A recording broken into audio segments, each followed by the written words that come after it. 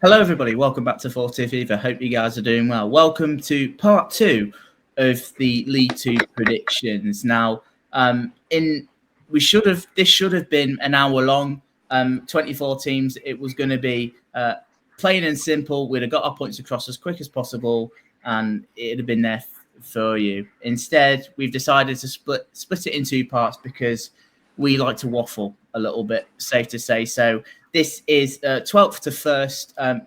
Before you watch this one, make sure you go and check out 24th to 13th in part 1.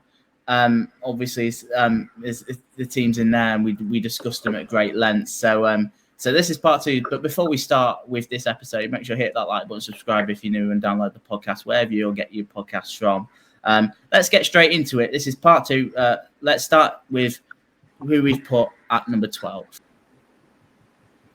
All right, let alone number 12. Let's get to 12. We've gone for Oldham Athletic. Now, Luke has put them 14th. I've put them 16th. Jake has put them 12th. Kieran 8th. And Jack 8th. Kieran, will come to you first. You put them as high as 8th. I did put them as high as 8th. And, I think, well, you know, we kind of mentioned this in the manager ranking that Mickey Mellon does well, and he's got a good resume when it comes to teams getting promoted and whatnot. But I think that's my main justification. He knows how to get teams in and around that kind of area. Of course, the players that have been signed by him are players mostly who have worked with him before at Tranmere. Of course, he got them promoted. I think that experience is vital, having those kind of players that are used to being up there or thereabouts, albeit maybe they've not had the most recent success in the past few years. A lot of them, of course, ex-Tranmere, as you'd probably expect. I think the core of the squad is okay. I can understand the lower placed on some of you where you kind of put them mid-table, just because I think irregardless, a season of solidarity isn't bad for a team that have just come up. But yeah, I just think they'll be there or thereabouts. I don't think they quite have the quality just to get there, but very similar to where we mentioned some teams in the first part of this. I think it's very difficult to predict those teams who will be 12th to 7th in and around that area. I don't think there's going to be too much in between those kind of positions. Okay. I think first and foremost, it's great to see Oldham back in the Football League. It's great to have them back in League 2. You know, they're a proper club. And they've been down. They've had their hard times. You know, they've had their spell in the National League. And obviously, it was a great playoff campaign for them to get back into the Football League. You know, they're a proper club, big fan base, and a loyal one of that. So it's great to see them back. I think if you listen to what we did in the manager rankings the other day, I do feel like I sort of did Mickey Mellon a little bit of a disservice. I said he was a little bit hot and cold. I think he's been more hot than cold. Truth be told, you know, he did an excellent job at Tranmere, back-to-back promotions from the National League up into League 1. Obviously, another promotion with Oldham. They're back in the Football League. I look at the squad, there's a lot of experienced pros in there. There's a lot of players that have had promotion. There's a lot of players that Mickey Mellon obviously knows well at previous clubs. There's quite a few in there that he'd have known from Tranmere. I know we've had that discussion a little bit. I mean, myself and Jack have mentioned it on previous podcasts that it's sort of been sort of Tranmere B, but not. It's sort of to that extent. But you know, they've got some good players and a lot of pros in there. Again, I just think that there's quite a fair few clubs. I just think are a little bit more equipped. I know I've said that for a few clubs, and I certainly said that on quite a lot of the clubs that I said in part 1. Make sure you go check that out. I think they'll be solid enough. I don't think they'll trouble the relegation zone. And you know what? It probably won't shock me a great deal if they sort of did push towards the playoffs. I just think for the first season, though, I think they'd probably. I mean, of course, they want to be up there. They want to be fighting for the playoffs. I think Oldham fans might think that. They'll certainly believe that, and they might have the manager. I think they're capable to do that. I just think Will they be content with a mid-table finish? I know I've put them as low as 16th, but they probably can be high. Will they be content with a mid-table finish? Probably. I think they will be. I think they're certainly good enough to do that. I don't think the squad is anywhere near the worst compared to some other teams. I think they'll be absolutely fine, but I just think there's more teams with, at this moment in time, a little bit more potential than them. That's just my gut feeling. Yeah, I'd say that's a reasonable assessment. You know, I think with Oldham, the buzzword is you guys have both mentioned it already. It's experience and EFL experience at that as well. You know, they've obviously got the promotion. I think momentum-wise, that's going to carry them through quite nicely. You know, I think they've got quite a solid squad there. And you know, ultimately, I've put them 14th. I don't, you know, I could see them doing a little bit better for sure, but ultimately, I don't think there's going to be much of a difference between those sort of those spots in that side of the table. You know, the difference between 14th and 8th could be 2 points for all we know. You know, I think it's going to be very tight in that area of the table, and I don't know. I think they're just one of those teams. I think other teams, as you say, have perhaps a little bit more, are further along in their projects, but with their momentum, anything's possible. Yeah, I suspect there'll be a side where 1 month they look unbelievable, the next month they go on a poor run, and it'll just balance out to be mid-table. I like their squad, but there's a lot of 31, 32, 33-year-olds who have EFL experience, but it doesn't necessarily mean that they can help you get promoted, because I've seen it plenty of times with my side where you sign players who have won promotion and they just aren't as good as you'd expect. Okay, just some quick thoughts from Jack, just for him to justify his position of 8 for Oldham Athletic. Mickey Mellon's a brilliant manager. Of course, you either know all about him being a Tranmere Rovers fan. And promoted clubs notoriously do well in their first season. Barnet will feel a similar effect. I sort of agree with that. You see the teams that have gone up in the years. I know the likes of Stockport and Wrexham have had 2 seasons in League Two, spent a little bit. I mean, they had 2 big budgets there, but you see, even Grimsby to some extent, we finished 11th in our first season back in the Football League, and we had that FA Cup run in which we reached the quarter-final. So I guess there is good seasons on the back of that, even if you sort of go about it a similar way. I think Oldham will probably feel that, sort of, even though I'm saying I put them as low as 16th, maybe a little bit harsh.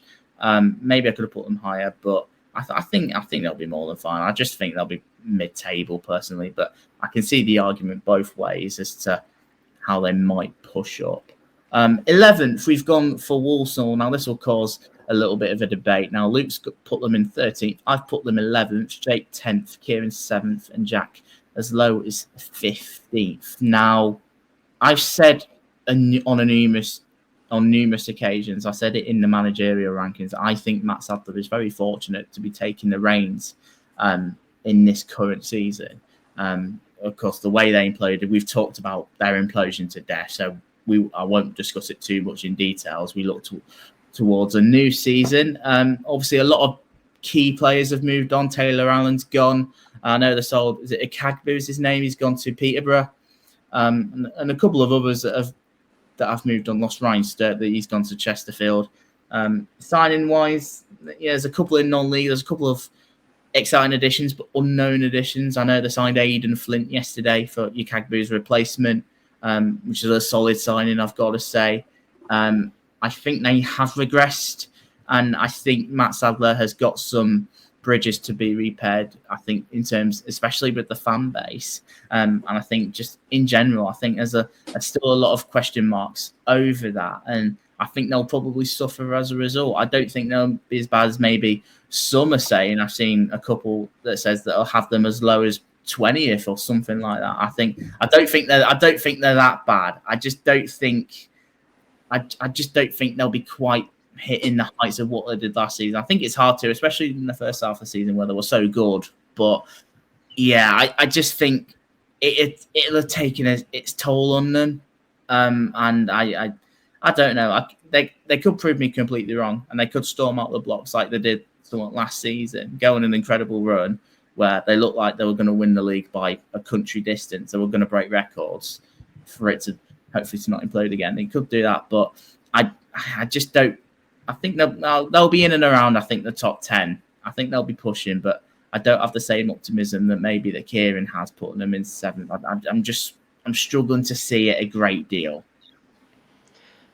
I just think Walsall need a bit of a factory reset, really. They've bottled multiple chances within one season to get promoted.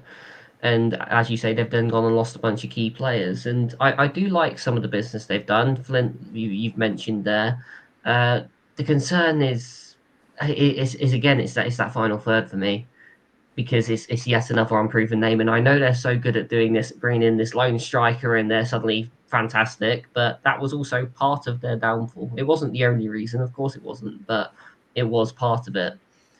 And I don't think they've necessarily learned anything from approaching things in that way. They're just doing the exact same thing again, potentially with a slightly weaker squad. And like I said, I think that reset is going to take a while to kick in. I think they're going to go downwards a little bit before they go up. I think they'll stabilize eventually and settle in mid-table. Yeah, I think they'll be solid yet unspectacular in the end, is the way I'd put it.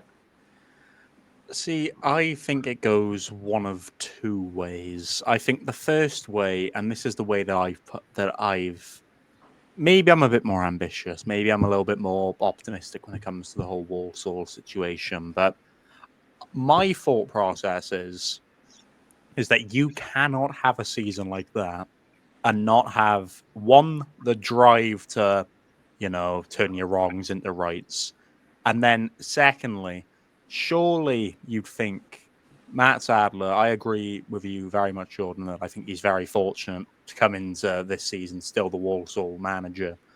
But I think even he, to a degree, would look at himself and go, right, I've done this stuff wrong. I've not been maybe adaptable enough. Maybe we've not been active enough in the transfer window, all this other stuff. I am in the hope, because evidently he's an okay manager, right? You could even say he's a good manager by just what he did with Walsall in that first half of the season. I don't think that ability is gone. Now, I could be very wrong. I am open to saying I could be very, very wrong here. But I would like to think, surely, if you were in a position where you are absolutely romping the league and then you proceed to do what you did and absolutely capitulate, surely you've learned enough there to right your wrongs. But I think they are coming into it with a weaker squad. But there's been weaker squads who have been promoted, so I don't really look at that. I think Aidan Flint's a brilliant signing, and I think that he could be someone that really helps them drive over the line, considering the fact he's been promoted from this division with Mansfield. But I think, again, you could look at it the way Crewe obviously missed out on promotion 2 seasons back, and they realistically fell on their face. So I think there's 2 ways you can look at it, but I think I've went for the more optimistic route. Yeah, my big question is, how do you motivate a side that had won the league at Christmas, that was going to get promoted and break all the point records and goals records, and then 6 months later you're still in League 2 and everyone's thinking that you're not going to have another successful season? They've lost so many key players that were part of that side last year that I just can't see it going well this year. I think I'm going to make a quick prediction before we move on to 10th. I think they'll start slowly, because I still think they'll feel the after effects from last season. Yeah, I can see that. But Whatever. I think you can look at the opposite way around with Crewe, though. They came off the block. Obviously, 2 seasons ago they lost at Wembley, and then they come out the block absolutely flying. But obviously they fell off in not as an extreme, but definitely an extreme to what you'd expect. But let's be fair, it goes one or 2 ways. It either falls on its face, or there's severe learning that is taking place there. Yeah, absolutely. Right, let's move on to 10th now. This is Swindon Town, Ian Holloway, Swindon. Luke's put them 9th. I've put them 10th. Jake has put them 5th. So we'll come to him first in a minute. Kieran's put them 11th. Jack's also put them 11th. Now, Jake, you've put them 5th in the playoffs. What's your thinking? If Ian Holloway had the whole season, then it's pretty much where they would have been. They've had an incredible home record under Ian Holloway, and I suspect that'll stay the same. He's got the whole fan base behind him. He's really put that club together, even though their owner doesn't seem to be doing everything right. Obviously, Harry Smith seems like he'll probably stay, which is another big bonus. I think the overall quality of League Two won't be as high as it was last year, so I think they will get playoffs. Okay, I think with Swindon, I think it's obvious. I think it's been a little bit more easier to call. I think some of the business that they have done is pretty good. There's a couple of exciting names as well. I think we're mainly looking at Jake Tabor, is it? That I think, right, okay, they've signed this goal-scoring sensation in non-league. Let's see if he can make the step up to the EFL. It's a big step up, but Ian Holloway, as I've known from his time at Grimsby, likes to give players those opportunities. I think he was maybe a little bit too lenient here. I think in terms of his in the COVID season, and that's why it sort of imploded, and that's why I'm not really on the best of terms with Ian Holloway. I think there's a good squad there, and I think as much as I don't like Ian Holloway from what he's done or what he did with us during his time here, albeit this was 5 years ago now, I can't deny how much of an excellent job he has done at Swindon since he's walked in. I think, like Jake said, if he was there from the start of last season, that squad is playoffs. It is playoffs. Some of the football they played, some of the goals they were scoring goals for fun at one stage. And I hate to admit it because it's Holloway, but they ripped us to shreds in both the games we played against Swindon last season. Some of their passing, some of the way they get forward, it reminded me of some of the early stuff that I saw during his time at Grimsby. I think, although this is Holloway we're on about, and I sort of didn't want to put him in the playoffs because I know that he can implode. That's the only issue that I've got with Ian Holloway. He does have a moment. He does have his moments in him, and I really hope for Swindon's case that it doesn't come to fruition. But when it's great, it's absolutely great. And I'm not saying that either way because, like I said, he's done a terrific job there, and there's certainly a lot more potential in there than what he ever did at him. Owner aside, they're certainly an exciting squad and one I'm keen to keep a close eye on. But yeah, I'm sort of loath to put them any higher because maybe of the potential risk of him. I know that I've had a few strays from Swindon fans saying that, but I can't get over it. How bad he damaged us. But look, I'm not going to discuss all that. I've discussed that to death, but that's just sort of where I am with it. Well, yeah, I mean, with Swindon, I could see them potentially getting playoffs. I can totally see where Jake's coming from with that. And by putting them ninth, personally, that's me saying I've just got them to just about miss out. I like the project Holloway's building there. They've got some very good players. Will Wright is a player I'm quite a big fan of, and their business has been reasonable. So I think. A season of growth is to be expected. How much more growth that's going to be is hard to tell because they're not the only team that I think building quite a nice project. There's a few that are about to come up in these later slides that I think will be slightly further along in that process, and that's probably the only reason I don't have Swindon in playoffs, to be fair. But I could totally see them making it. Jake, I'm going to ask you, what have you received from Ian Holloway to put them in the playoffs?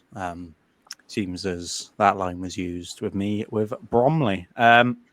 However, I think my entire thought process, I think they got a good squad. I think Ian Holloway, to Jordan's dismay, is a very decent manager.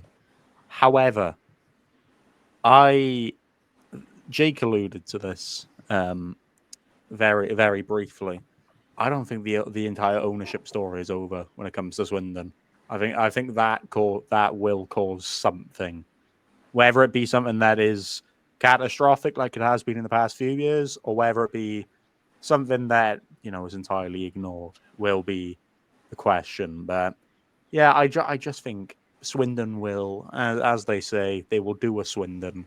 Something will happen off the pitch. It affects them on the pitch, and they just tailgate away from playoffs. But I mean, look, we put them, the lowest we put them is 11th. So we're all putting them within that contention. There isn't going to be that much gap between 11th and 7th. The squad's there. Whether all the other situations and all the other facilities and all that kind of stuff is there is the other question. I feel like there's, as Luke alluded to, clubs higher up in the slides here who are probably more stable just as a football club than Swindon are.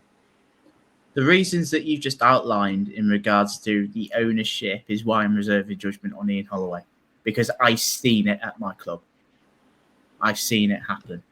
And like I said, I don't want it to happen to Swindon. That's all I'm going to say on that. Yeah, We can look it up what happened as to why we're not big fans of him. I don't think we're exactly the. I don't think the character of Swindon's owner and Ian Holloway is exactly going to, gonna click and set off fireworks. I think there is a point there where it could get relatively messy, but we'll have to see. Let's see, shall we? Right, in 9th place is Barnet. Myself and Luke have put them 7th, Jake 13th, Kieran 12th, and Jack has put them as high as 6th. Look, I make no secret that I am excited about Barnet. I'm excited for them to be, well, first of all, be returned to the Football League. It's great to have them back. It's a cracking away day if you've been to Barnet. And I think it's more looking at the way they've romped the National League. They've beaten a very good York side to it. Didn't get 100 points or something like that. They absolutely took the mickey out of that division, and it felt like it's been coming for the last few years because they've sort of been close. And they're finally back up. It's Dean Brennan's, as we've mentioned the other day, it's Dean Brennan's first spell in as an EFL manager, and I don't think he'll have any problem settling in. I don't think Barnet will have any problem settling in. I think Dark Horse gets thrown about a little bit. I can totally see it being Barnet, but even then, I'm sort of debating: are they Dark Horses? I think maybe because they're back in the league, they've not been in it for quite a long time, and maybe. And I think maybe. I've liked what they've done with their business. I've liked the squad that they've already had. I know that they've lost a few players, but nothing massively big or anything like that. I'm really excited to see what Barnet have to offer. And I think out of the two promoted sides, I can certainly see Barnet doing much better of the two, and that's why I honestly think I've got them in a playoff place. I'm really excited from some of the potential that they may have. Yeah, I'm finding myself agreeing with a lot of what you're saying there, to be fair. Looking at the business again, just very quickly, a lot of it done very, very early. I've said on previous teams, so I think that's a good sign. And to be fair, there has been a lot of movement both in and out, to be fair, but it's, they've got rid of the weaker half of their squad, and they've brought in talent with them from the National League. They've taken some existing EFL talent as well. And I don't know, it just seems to be coming together very, very nicely. I do think Dean Brennan's building something quite good there. And again, momentum is such a huge thing in professional sport. And I think that could well be enough to carry them up into the playoffs. I think I've just swapped the two around, personally. I think I've just went for the thought process that a longer dwindled playoff campaign is going to drag them quicker in terms of Oldham than it will with Barnet, who have had this little bit of a break. But again, 12th, I don't think they'll be a million miles off. I think both Oldham and Barnet will, regardless of anything, they'll have steady seasons. I can see the argument for why you think Oldham will do better or why you think Barnet will do better, but either way, they'll both be fine. I can entirely understand why you're putting them in that playoff kind of picture as well. Some of the signings they have made have been really, really solid for this level. Yeah, similar to what we said earlier in the first episode. I think there's just a lot more established clubs who will have a lot to build upon and finish slightly higher, but 13th wouldn't be anything to be ashamed of. It'd be a good first season back and give them a platform to build on. Yeah, absolutely. Let's move on. Let's move on to 8th. Just missing out on the playoffs is Fleetwood Town. Now, Luke has them in the playoffs in 6th. I have them just missing out on 8th, or in 8th. Jake's put them in 9th. Kieran in 13th. And Jack has put them as high as 5th. Now, I like Pete Wild. I make no secret about that. And I haven't made it a secret. He is a very good manager, and they haven't done a lot of business in what they've done, but I think what they have done is efficient business. I think you can see that the players that they brought in, the two strikers that they brought in, Will Davis, they brought in Norwood as well, hadn't they? It's certainly an idea of certain mind. Toby Malarkey, as I touched on the other day, is better as a right-sided centre back in a back three. And Denver Hume is a very good pickup. As much as I was quite disappointed for him to move on to what our loss is Fleetwood's gain. It's a half decent pickup. I've got a lot of trust in Pete Wild. I think he knows what he's doing, and he's got quite a fair bit of resource to do that. I think he's got a good team already there. I was banging a drum on Fleetwood for quite a bit last season, but ultimately not much of that came to fruition in the end. I've always felt that it wasn't far off from being a half decent team. And I think we're probably going to see it this season. Now he's got a full season to really implement his styles and ideas. I think this Fleetwood side are going to be a tough nut to crack. Just missing out on the playoffs for me. I do think there's a couple of teams in there I think are just slightly better at the minute, but I won't be surprised if they make the playoffs. I think in terms of what they can offer to some players and how they look like that they're trying to build, certainly gives you that potential for them to really kick on. Basically, I'm throwing all my eggs in the Pete Wild basket. That's sort of what I'm sort of getting with that. I think for me, it's the stability of the squad. There haven't been too many outgoings, albeit a couple of major ones in Patterson and Weirdo. But they've, at least with Patterson, they've replaced him efficiently. And, I don't think they necessarily needed to do a crazy amount of business. They're evidently quite happy with the squad they're building there. And they're just making minor tweaks to it. That it's going to be it's going to be easier for them to adjust to playing these competitive games again than it will be for some other clubs that have made tons of changes. So I think we could see them start pretty well, potentially even shocking us and pushing towards the top three at times. I could potentially see that. Whether they'd be able to sustain that, I'm not necessarily convinced. But like you've alluded to there, they've got a decent manager and a decent squad, and I think they're building something quite nice there that could combine quite nicely to make a playoff side. I don't, disagree with any of the points that have been mentioned. I think there's a tidy squad there. I think Pete Wild is a good manager. Obviously, I put them as low as 13th. I've put them a little bit further down. My only thought process towards that was we saw when it came to Pete Wild at Barrow, it didn't immediately click. I understand he's had a little bit more time. He's had a good chunk of a season. But for me, when it comes to Fleetwood, I just think this year will be a very similar to last year in a way. A little bit of stability, a lot of effort and grit put into Pete Wild's first full year.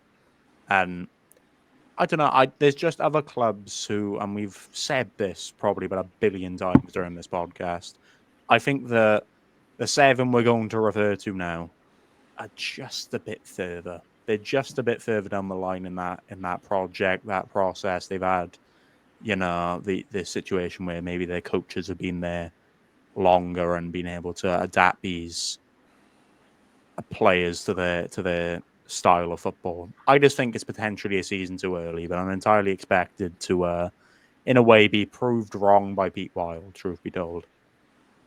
Yeah, I'd expect Fleetwood to be in and around the playoffs for a lot of the season, but Pete Wild's sides just always seem to struggle in the last 10, 15 games of the season, and then they miss out on playoffs. I remember that with Barrow. They were in the playoffs for so much on the last day they fell out, and I can see something similar happening again with Fleetwood this year. Some interesting points there. Just very quickly, just to justify Fleetwood for Jack, he's put solid manager at this level with a strong squad. Outside shout, but I trust in Pete Wild. That's his reasoning for them going 5th. Are we ready to see the top 7 then? No, not after last season. Right, okay. It's very far. Moving on. Carlisle was 7th last season, weren't they? Yeah, let's not talk about that. Yeah. Moving on to 7th place. All right, you're going down. is Grimsby Town. Luke's put them in 5th. I've put them in 6th. Luke's got more optimism than I do. Put them in a place above them. Jake in 7th, Kieran in 9th, and Jack in 10th. Now, obviously, being the Grimsby fan on the channel, I think I said on the manager ranking when we was discussing David Artell the other day, finishing just outside the playoffs and being in and around it for most of the season was a welcome surprise. I think this year, there's no excuse why we can't make that step up. And this year, it sort of feels like a little bit of a demand. I feel like we're more than capable enough for it.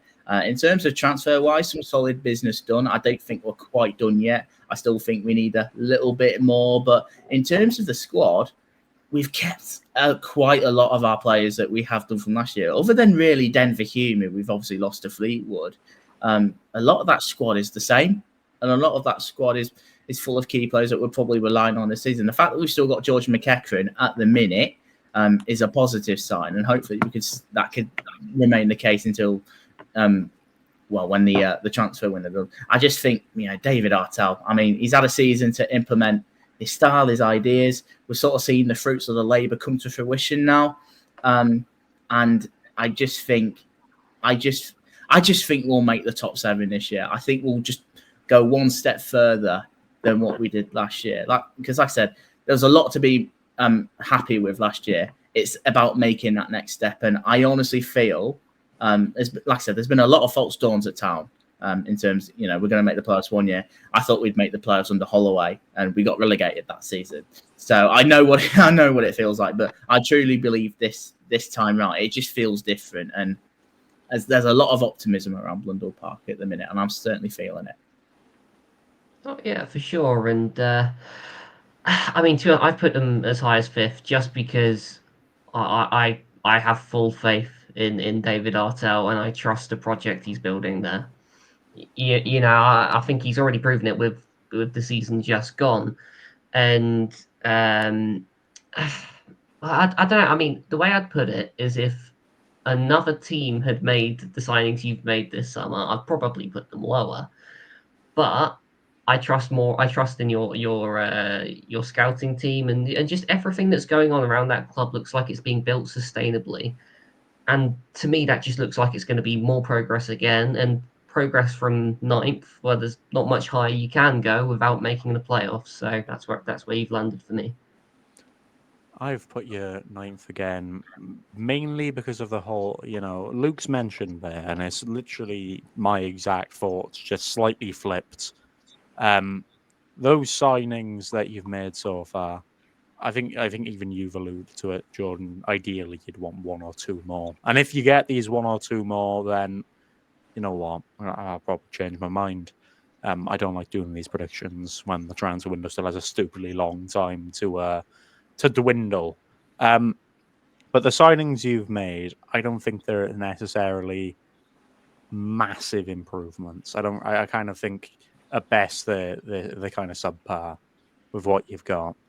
I think Denver Hume is quite a big loss, albeit, if I'm not mistaken, you've signed someone as a quote-unquote replacement. Whether that'll transpire is a different question. I was just very certain on my top 7, albeit maybe there's a few optimistic calls I've chucked in there, but I had to put Grimsby somewhere, and I had to put you exactly the same as you were last season. So I would apologise, but I also find it quite funny at the same time. I would literally just going to repeat pretty much what Luke said. Some nice signings. Project manager going into his 2nd full season. He's had clear improvement last season, and I suspect him to go on and continue to improve Grimsby further. You need to get Jack's opinions, because I'm sure you're absolutely fuming with him. We've got a little bit from Jack on this one as well. Similarly to Colchester, both had brilliant seasons last year. Feels natural to now stabilise around that area of the table. I think both will. That was what he said. I think that's probably my similar justification. But at the same time, I could easily see you pushing into those playoffs just because Artell's known to progress teams at a very healthy rate. Part of me regrets the 9th, but you know what? We're sticking with it for now. It's nice to be discussing this and not like 20th like we did last year. I consider putting you 24th just for a laugh, but that's not. Yeah, we chose against it, man. we're not the worst team in the league. Absolutely no way. In 6th, we've gone for Salford City. Now, Luke's put them in 8th. I've put them 5th. Jake's put them in 6th, of course, his team. Kieran 10th and Jack 4th, so quite high up, other than Kieran's put them in 10th. Jake, we'll come to you first, obviously being a Salford fan. What do you think? I think this year we should get playoffs because there's been a lot of change. We've got rid of a lot of our experienced players who were coming up to probably like mid-30s, so they needed to go. We brought in younger, hungry players who actually want to prove themselves and go on to have a really successful career instead of just journeymen that are coming for their last big payday. So that's a nice change. We've had a new ownership come in to improve the training ground. Our pitch is so much better, which, as everyone's been able to see, our pitch in January, February is just mud. So we've actually got a pitch now, so that'll help us. We've obviously going into our second full season under Carl Robinson. You'd like to think we go one further this year and make the playoffs. I just think there's a lot to like with Carl Robinson. I think that's probably why. I don't know. There's quite a lot to like about your team currently. There's a lot of talent in there, and I don't mind some of the signs that you have made. I just think they'll go one step further. We haven't touched on Colchester yet. I think the sides that are just about missed out, I just feel, your Grimsby's, your Salfords, your Colchesters, who will discuss. I'm sort of giving Colchester away a little bit, but those sort of teams, I just get the feeling that they'll kick on, and I've got nothing to suggest that it'll be any different at Salford. Yeah, I don't know. It's a tricky one for me. They are, as we say, one of those project sides. And I do trust in Carl Robinson, especially as a Dons fan. It's hard not to trust him. I don't know. It just feels like there's something still missing for me. I can't quite put a finger on it. I think there's still a couple of players that have maybe departed that I'm still concerned about. I know Jake's maybe not quite as concerned, having watched them for the last season or whatever, but they are still influential players that need replacing. And yes, you've replaced them in some capacity. Whether it will work, I'm not 100% at this stage. I do believe it could absolutely work, and I wouldn't be surprised if you did get playoffs.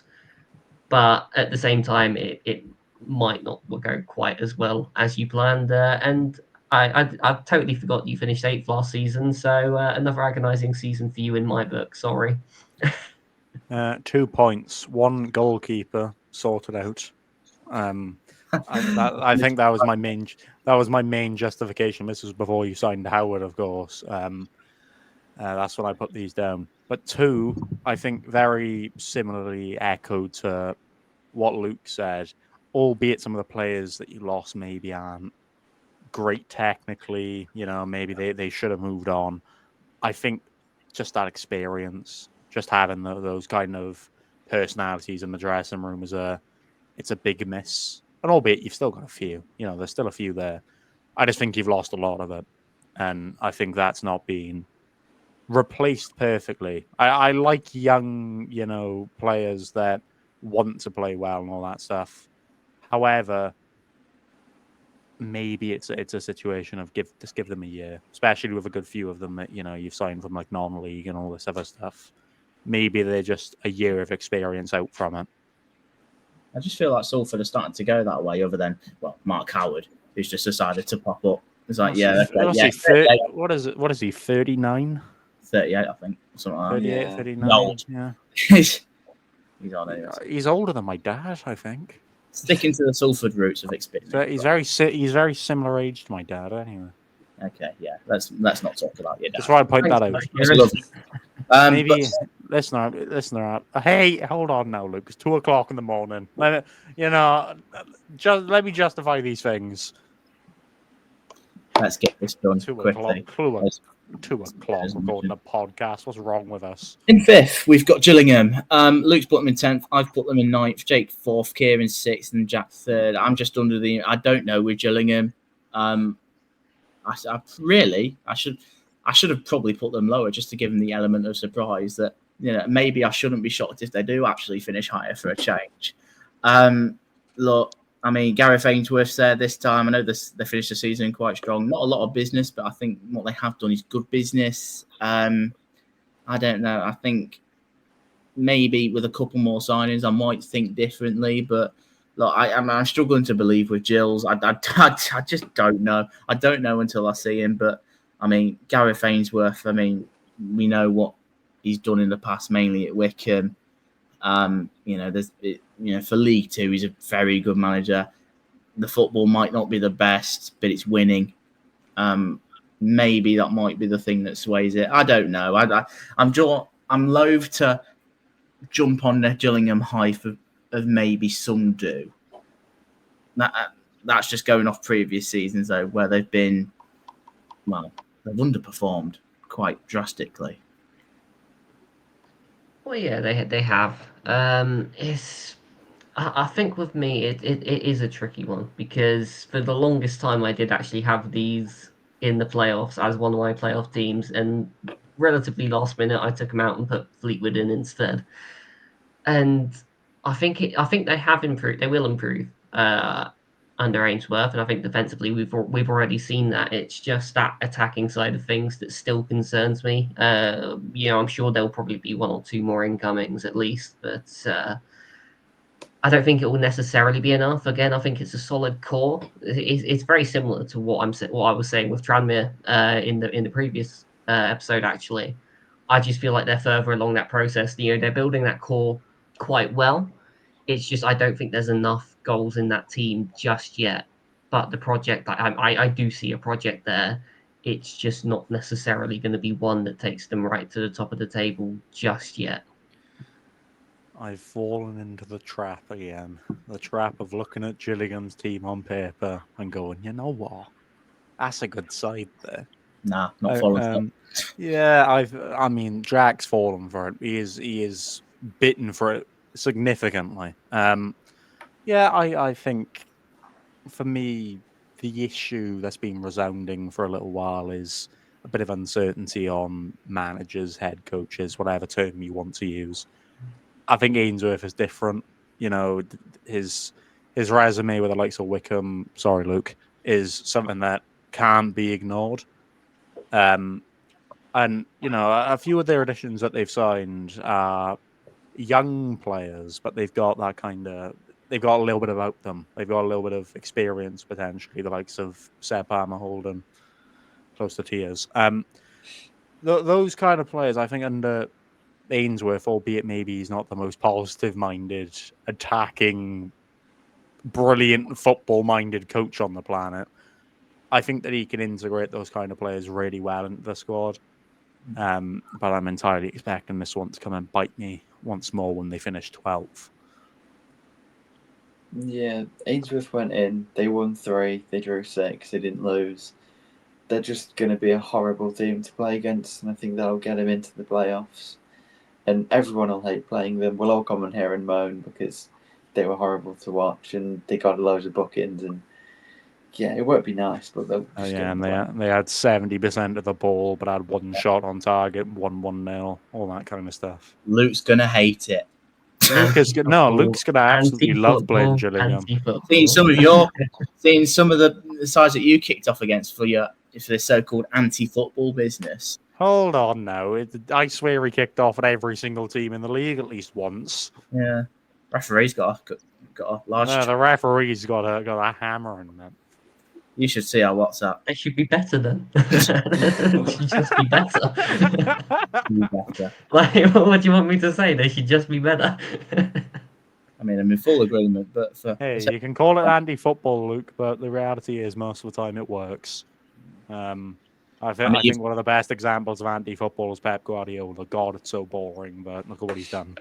Yeah. I'm comparing that to League Two Gillingham, by the way. So I'll let you know. You just compare Ainsworth to Guardiola. I compared Ainsworth to Guardiola. Yeah, maybe it's a bit too late. Maybe I need bed. Let's move on. I can tell you're getting tired. 4th, we've got Colchester.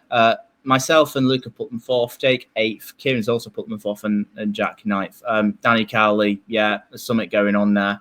Some good additions made. Probably not massive household names, perhaps, but you could see what they were doing there. I think their big issue last year was there was a fair few draws in there. I think they need to convert them into a few more wins. And if they did that last season, they'll be in the playoffs quite comfortably. Again, they'll be a tough nut to crack, as you'd expect a Danny Cowley team to be. Some solid additions in there. I just think they'll kick on. I just think there's a whole buzz around the place at the minute. And like I said, I sort of drew comparison with the crowds, because they were dwindling before Danny Cowley rocked up, and now look at them, they're all right behind him, and rightly so. He's proper rejuvenated the place, and I just think they'll kick on. I really do believe that. I had them third at one stage, actually. I actually thought they'd make the top three, but yeah, I've got so much faith in Danny Cowley that they'll have a very good season. Well, by now you'll have noticed that I've put the two project sides, 4th and 5th, Colchester and Grimsby.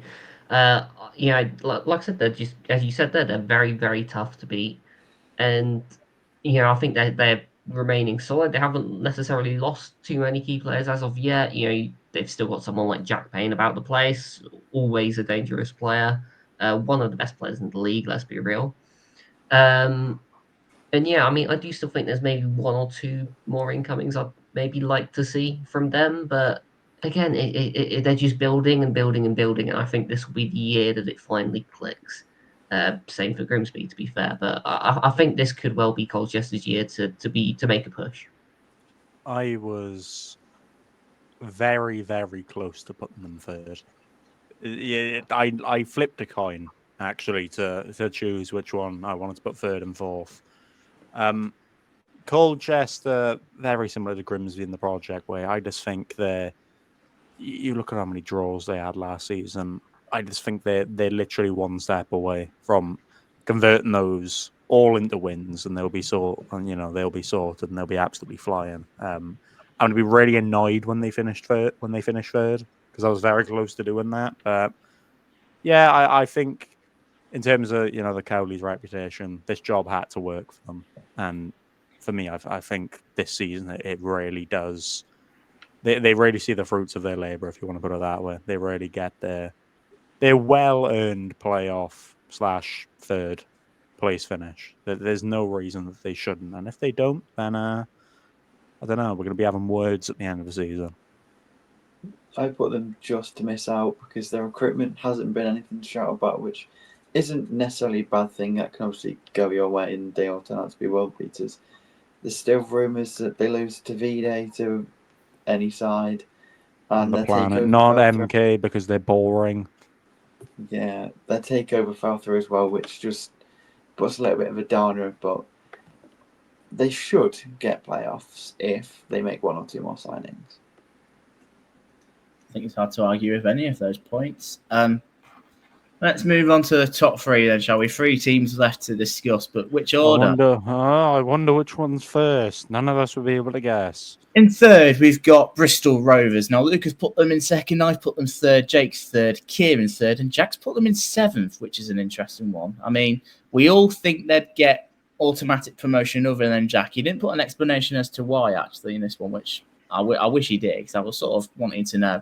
I just think their squad is pretty strong as it is. You had that with Darryl Clark in there, someone who knows the club, has been there and done that, has got the T-shirt with the club. I just think it's just everything is just matching. That's the sort of vibe I get from that, and I think the squad is good enough to get into the top 3. I don't think they'll win the league. I don't think at times it'll be that convincing, but it's just the way that they're going with it. I just think, you see the signs they have made. Josh McEachran, Luke Southwood, even the likes of Alfie Kilgore that, has been at the club in the past. Macaulay Southern Hales, they're good signings at League 2 level, and you suspect that they'll add in more as well. They've already got, some quality in there. They've still got Camille Conte as well. If they can keep hold of him, that'll be big for them. I know there'll probably be some bigger clubs after his signature, but it just looks a very good, well-rounded squad. It'll be tough to beat. There's some goals in there, maybe a few more. Maybe if they get a striker sorted, I think they probably need another striker. If they can get one in, I don't think they'll have many problems. I don't think they'll have many problems as it is in the squad the squad in the current state. I think there's a lot to be excited about, and it just everything just feels right. That's the sort of vibe I'm getting from it. Well, yeah, those signings you listed there, I would have been happy with any of those at Dons, and given some of the names in our side, I think that kind of tells you everything. But yeah, I just really like the squad they're building. I think Southwood's a fantastic keeper. I've been openly critical of the level of goalkeeping in this division for the past season. I think he's going to be one of the best in this division by quite a way. There's only a few that I think are going to be any good, and he's going to be one of them. And then you add in someone like Josh McEachran, who for me should at least be playing in League One at a minimum. He's a fantastic player. And you could keep going with a number of those players. It's just that striker position, as you've mentioned there, that's maybe a bit more of a problem. But it's one that I think they will get to the bottom of. I've heard rumours. I don't know anything. I haven't heard anything concrete though, so I can't formally say, oh yeah, they're getting this guy. He's going to be amazing. But I think it's promising times. As you say, I don't think it's necessarily going to be the smoothest run, but I think they're a very, very solid side and one to be aware of, at least. Luke, you saying that the names of some of these Bristol players and you want them at MK. Do you just want the entirety of the Football League, man? I wouldn't mind. Yeah. I mean, do you Mbappe? Does he sound all right? Or can he knock out at League Two? Is he not going to start over Aaron Collins? Yeah, I don't get how this works. I mean, a lot of teams that have come down, they've had changes of managers and all this other stuff. A lot of teams, full stop, have had changes of managers. It's kind of similar with Bristol Rovers. However, the guy that they've appointed has managed over 200 games for Bristol Rovers, got them promoted, got them stable and all this other stuff. Moved on to bigger and better ventures. Maybe not worked out in quite how he wants, but some of the additions have been, let's be frank, absolutely silly. So, yeah, if they don't go up, then very similarly, we'll have to have words because it's a really good team, isn't it? With a very stable manager, especially for Bristol Rovers. Yeah, they've got a really good manager that's gone in and instantly got the fan base back on side. Got them optimistic for the new season, which after getting relegated is obviously not an easy thing to do because that's how a lot of teams end up fighting relegation for the next. But they're going to be very positive going into next season, and the squad they've got looks really good on paper. So if they're not in and around the promotion, then it would be very, very hard. Like I said, I think the club needed a lift, and I think Darrell Clark gives you that. That's just my thing with it. Anyway, let's get on to second, shall we? So there's two teams left. There's MK Dons and there's Chesterfield. In second place, we have Chesterfield. Wow. Not for me and Jay. We've put them top. Why didn't I put them to win the league? They would have been top. Yeah. Why didn't you guys tell me this beforehand? Well, we just didn't, did we? Luke's put them in third. Kieran's put them in second. And Jack's put them in second. Now, we'll get onto this with MK Dons in a minute, but obviously, I think the way that Chesterfield finished last season, I think if circumstances were different, they'd have obviously finished much higher, but obviously, swings and roundabouts, I guess. But I think they've made some cracking signings. Dylan Markande is probably the pick of the bunch. I mean, I'm really excited about the prospects of, is it Lee Bonis? Of course, up top with Will Grigg, who's always going to get you goals in this division. I really like Paul Cook, and I think there's just something about them, and I'm struggling to really pinpoint what it is, but I just think they'll pip MK Dons to the title. That's my sort of thing with it. I'm struggling to pinpoint what it is, but I just get that optimism that I get from them. I think there's a lot to like about the squad. I'd agree with that, to be fair. I know I've put them third, but they're probably the only side that I'm a little bit worried about facing. They've got some really, really good players there. Experience at the back as well. Dunkley and McFadzean, just what is that doing in League Two? I know they're both getting on a bit now, but even so, like top quality players. And then obviously you've got the likes of Markande. And again, this is another one of those teams where I could just keep listing players. Like, oh, that's a good player. That's a good player. That's a good player. They just look very, very, very strong. As you say, Paul Cook's done a fantastic job there. The only reason I've put them third is just the amount of injuries they had last season. I don't think that can be coincidence. I just wonder if something like that could well happen again and it hinders them slightly. I don't think it's going to hinder them enough to stop them. But I just wonder if there's some kind of correlation in there, whether it's a training pitch or just anything, if there's something behind that. But if not, I wouldn't be surprised if they did actually go and win the whole thing, to be fair. Yeah, I think the thought process with me, and that's why I almost did pick them to the title, is they got playoffs with all those injuries that they had.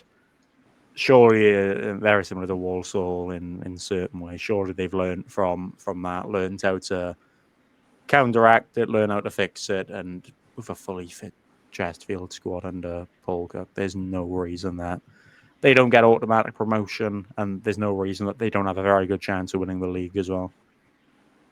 Yeah, I have a similar feeling to when they didn't get promoted and they lost to Notts County, that they're just going to have something about them, whether it be an incredible home record, just something about them that just makes them unstoppable, and they just go on and win the league and sort of run away with it a little bit. MK Dons would obviously chase them, but I still think Chesterfield are clear winners. Clear winners. Wow. Well, that's going to be by a good few points. Luke, you're fuming. I don't really want to click on this next page because he won. Sure. Yeah, can I take my headphones off and just walk out the room and Go you for lot it. can finish this all out? Right. Yeah, go for Cheers, it. Right, guys. okay. I suppose we better do it then. Number one, who's going to win the league? I mean, there's only one team left to discuss, isn't there? It's franchise themselves. It's MK Dons. Luke's put them top. Shock horror. I've put them second. Jake's put them second, of course, after putting Chesterfield top. Kieran top and Jack top. Luke, we'll come to you first. The thing is, I didn't even want to put us first because it's a curse.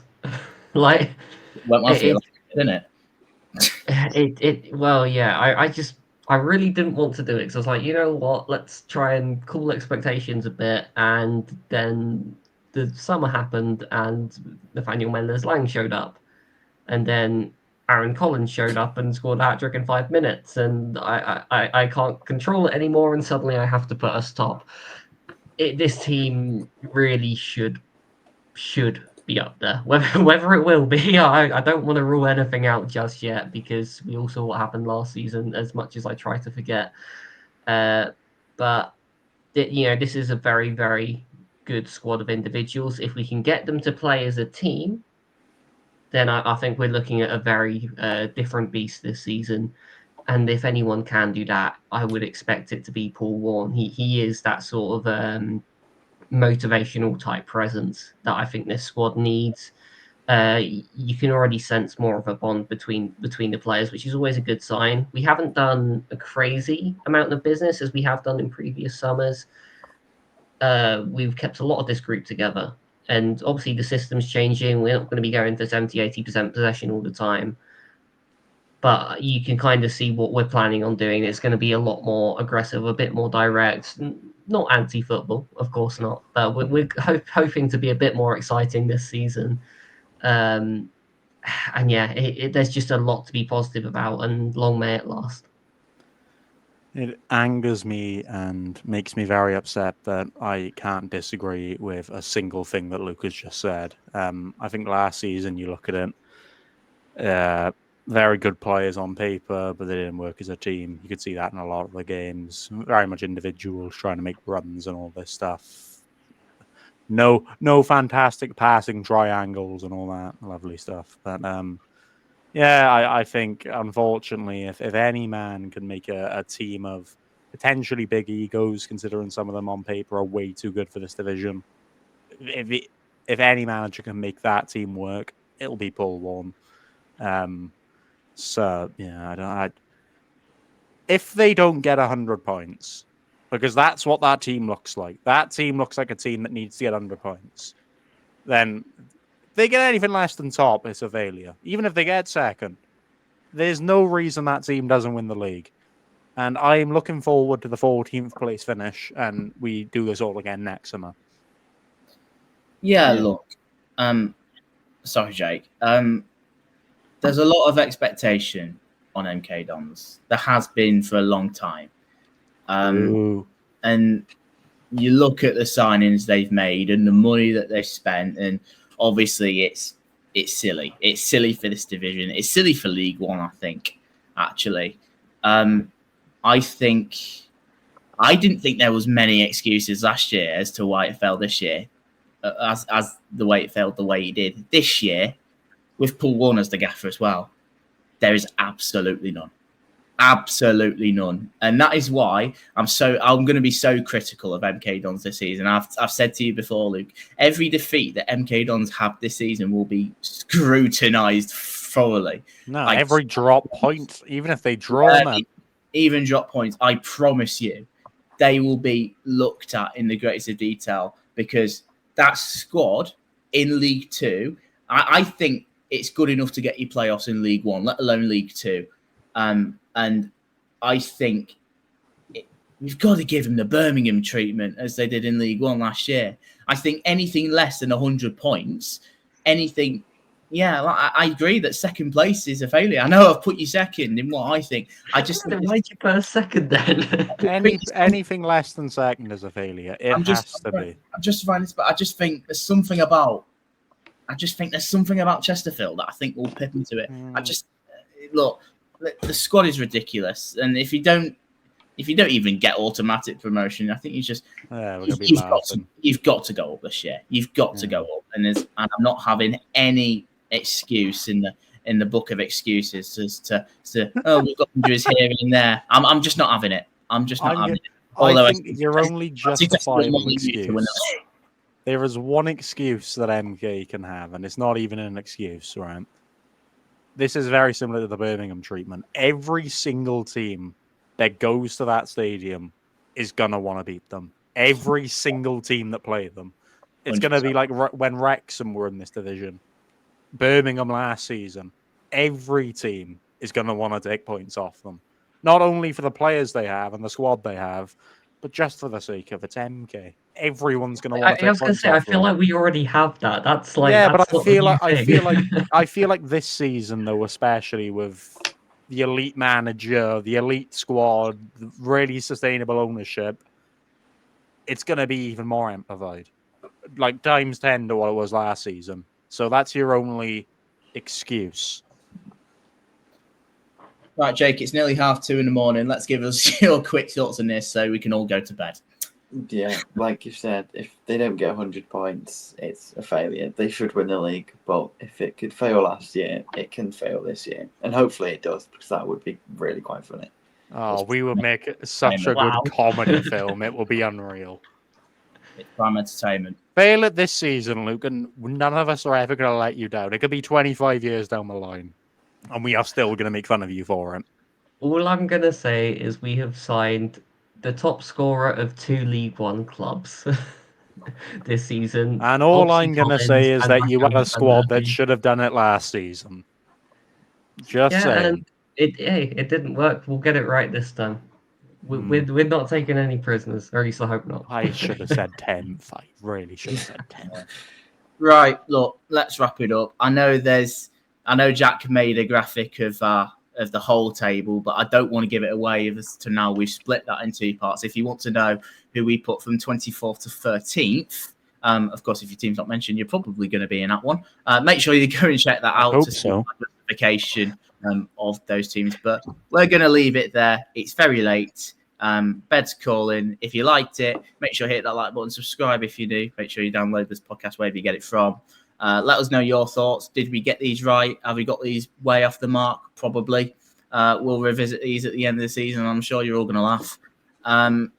Look, Luke's, Kieran's without a body because his shirt is matching with his green screen.